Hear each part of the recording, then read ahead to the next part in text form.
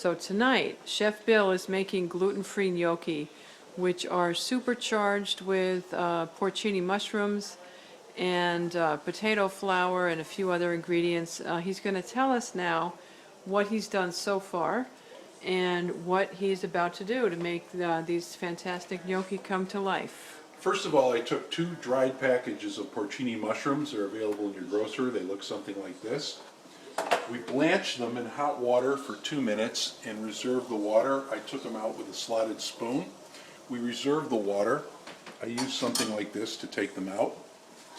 And then we chopped them up, and while those were cooling, we boiled about 6 small to medium-sized regular potatoes.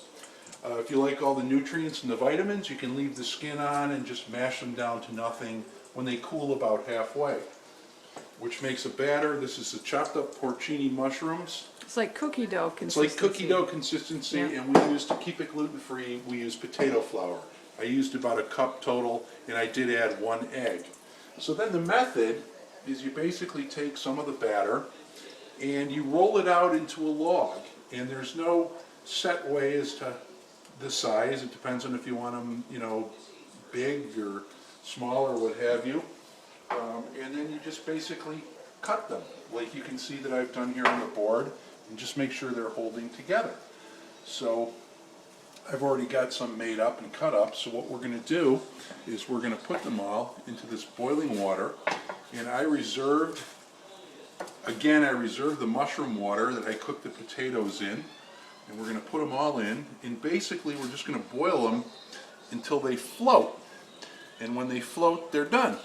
So while these are cooking, what we've done is Stacy helped me by chopping some fresh sage, which goes fantastic with any kind of mushroom, in butter.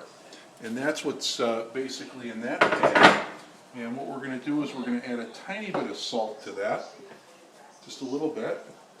And we're going to add some, a little bit of pepper, just a tiny bit, just some black pepper. And we're going to wait until these come to a float. Then we're going to strain them out with a little bit of the water. The water makes a nice sauce. Not a lot, maybe collectively 1/8 or 1/4 of a cup. We'll put them in there, we'll fire them up, and I'll be back and show you all what it looks like.